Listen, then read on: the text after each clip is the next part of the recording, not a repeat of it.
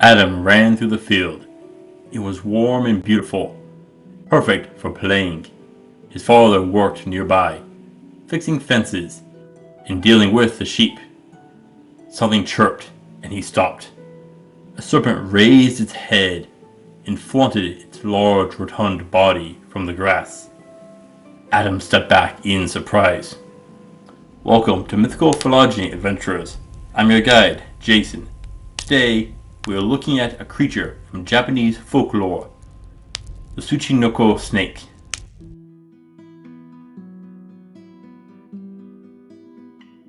Tsuchinoko means child of hammer. It gets this name from its body looking like a hammer's handle. In northern Japan, you may hear it called bachihebe. It is a nocturnal serpent with either dark brown or black scales, but its underbelly is orange. Now, its most notable trait comes from its shape. It isn't long and slender like most snakes, but in fact it's rather thick. The head and tail are the normal size of a snake, but the body is much larger. It is between 30 centimeters to 80 centimeters, or 11.8 inches to 31.5 inches. So not super long. It also has a venomous bite, but it has a few other rather notable behaviors that are more important. When chasing prey, it will stick its tail in its mouth and roll about like a wheel. Okay, that is an odd one, but it gets weirder. It can double jump. Yep, it can jump up to 3 feet, and then, while in midair, another 3 feet, for a total of 6-foot jumps. But wait, there is more. It can speak, but usually lies. Lastly, it has a fondness for sake and other alcohols. So very strange.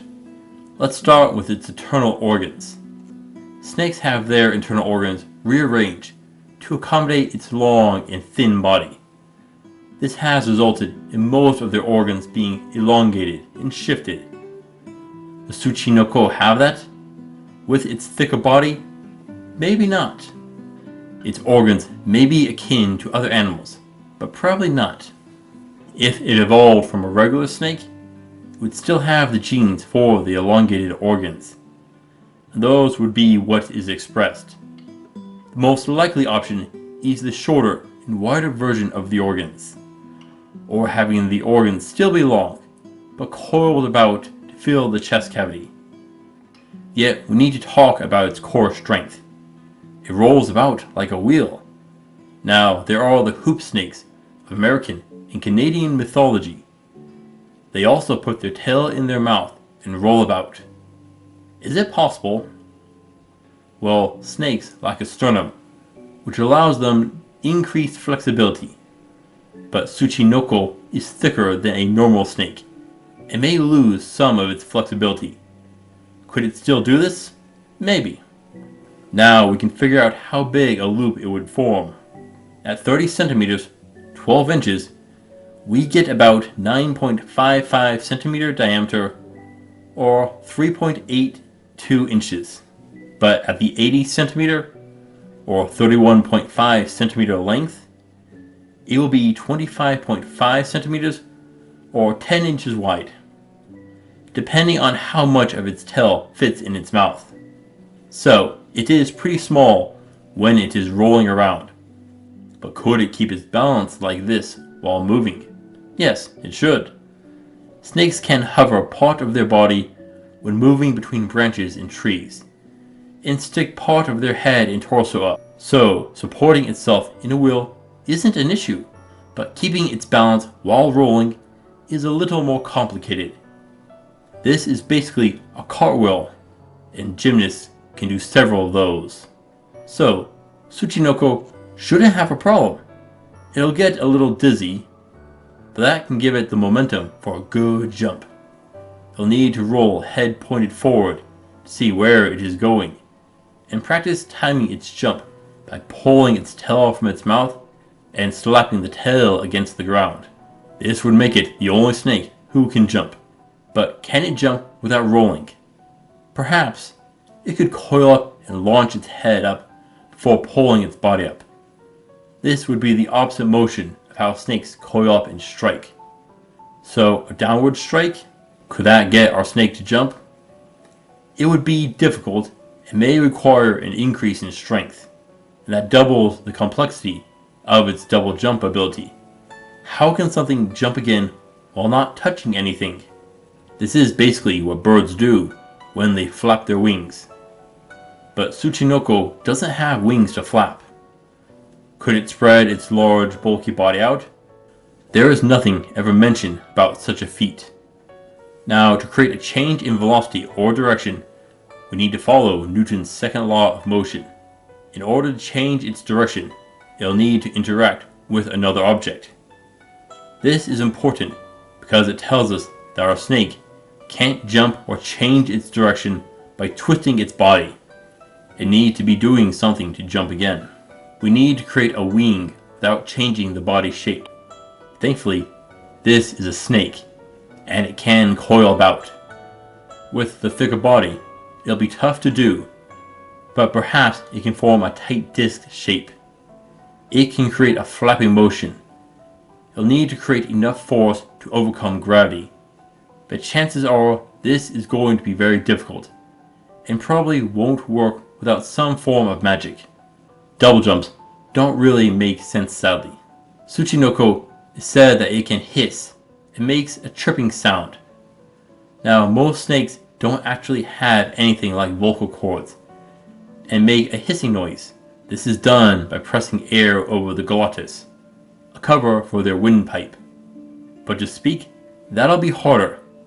The genus Pygopus, which includes bull snakes, pine snakes, and gopher snakes, have a single vocal cord and are able to make a bellowing sound.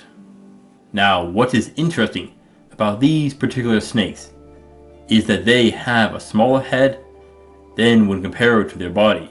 Does that mean that Tsuchinoko is part of the genus Pygopus? No, these snakes aren't venomous, and they are found half a world away. So, it is a possible connection, but not perfect. Yet could a snake speak? Even if we add the vocal cord, the answer would be no. It won't have the brain setup. Snake neurology doesn't have the areas designed for formulating and understanding languages. So we'll need to expand its brain a bit. A lying snake. Don't we have one of those in the Garden of Eden? Funny how that works out. Now, there isn't enough information on its venom to know what kind it is. All we know is that it has fangs like a viper. Now, there is another potential explanation for this snake. Snakes are known to swallow their prey whole, be it an egg, a bird, or another snake. Chances are the Tsuchinoko is simply a snake which is filled up with its meal to create the rotund shape.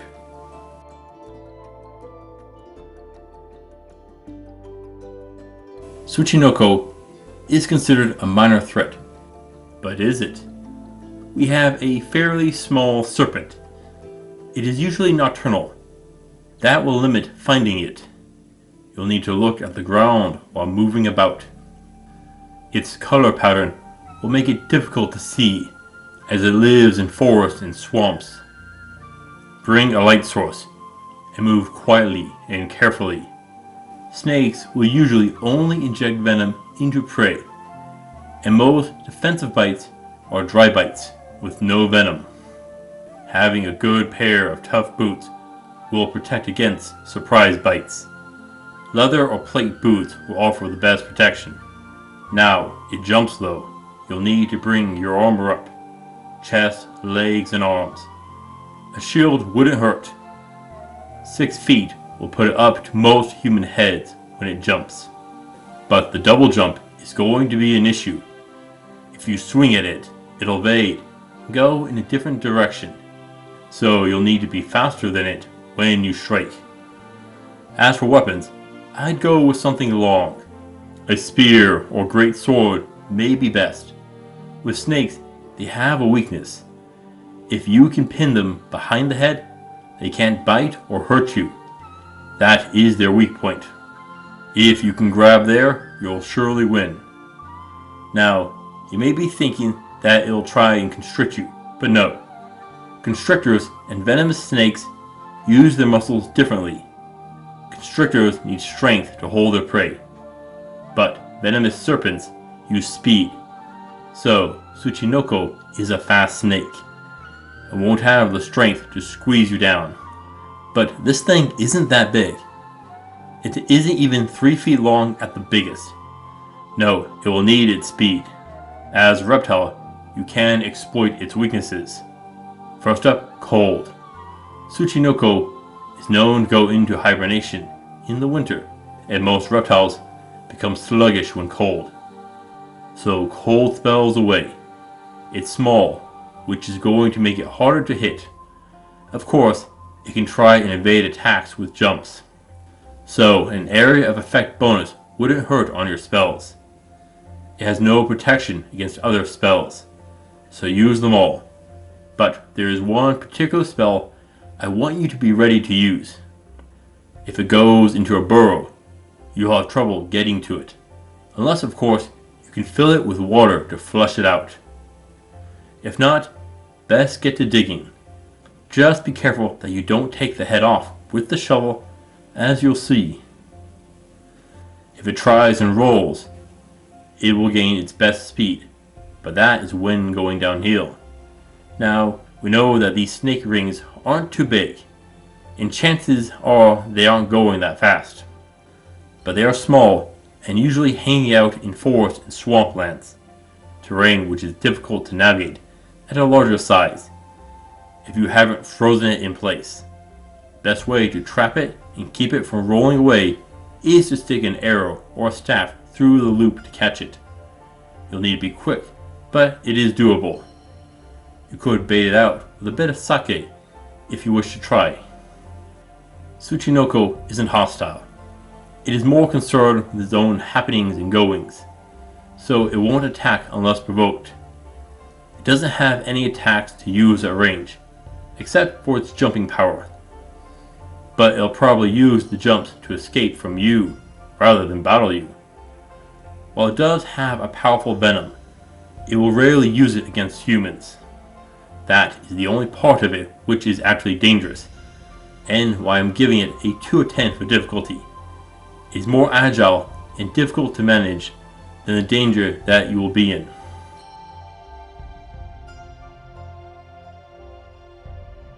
Now, throughout parts of Japan, there is an outstanding bounty on bringing Tsuchinoko in alive. Yes, you'll want to catch it, but you can get a nice reward if all you are able to do is bring in a skin sample for DNA analysis. Yes, there is most certainly a reason to bring this serpent in. Now, there are organized hunts for it that you should join in if you want the bounty. Sure, you have to spread the prize around, but that is if any of you catch it. If you trust your luck and tracking skills, you could go it alone and take the prize for yourself. But if caught, you could use the venom for yourself. Why don't you coat your weapon with it? Sure, we don't know exactly what kind it is, but it can harm your foe. Even a weak poison can be an extra issue to deal with in a fight, and I want my foe to have that to deal with over me. If you are a snake charmer, you could bring it as an ally. You engage your foe, and then have it jump at them. You could even throw it at a foe, and it'll adjust its flight path if you miss or they dodge. But remember, they do lie, and you'll need to be careful of that. But you could always charm it with a little sake, a nice bribe to make it work with you.